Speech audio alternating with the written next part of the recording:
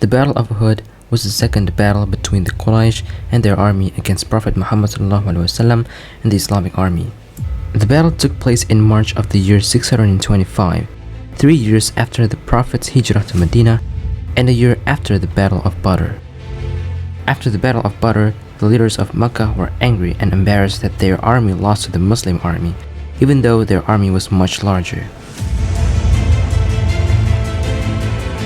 The leaders gathered a larger army and stationed them at Ainun, a barren land north of Medina and beside Mount Uhud, with their main goal being to murder the Prophet and destroy Islam.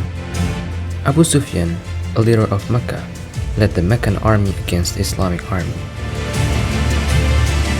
Similar to the Battle of Badr, the Islamic army were outnumbered as well, but this time 50 to 1. Mount Uhud was a very strategical and geographical benefit for the Islamic army. It provided structural defense for the Muslims. The Prophet ﷺ had deployed 50 marksmen, archers, at the slope of Mount Uhud. This was to ensure that the backs of the Muslims fighting below would be protected and that the opposing force could not attack from behind.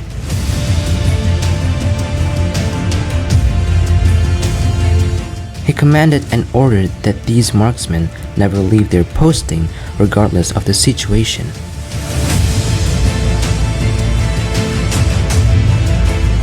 Just like the tradition of the time, a representative was called forward to start the battle.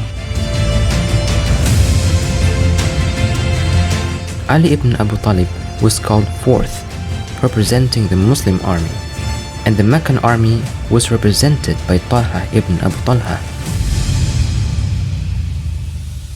During that time, the bearer of the banner was considered to be the leader of the army.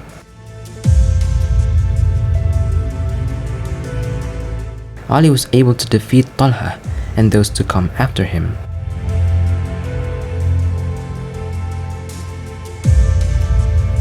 As tensions rised, fighting began and the Prophet Muhammad charged forward.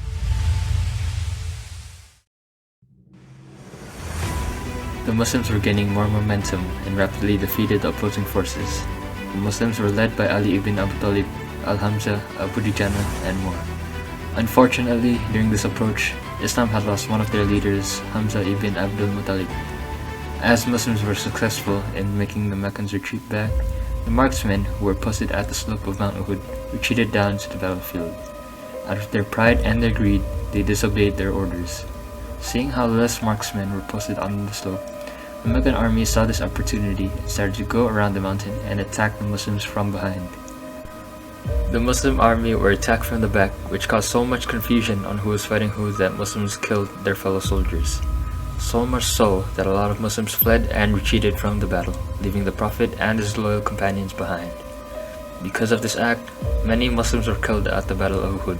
At the same time, the Prophet Muhammad was struck with an arrow and was injured.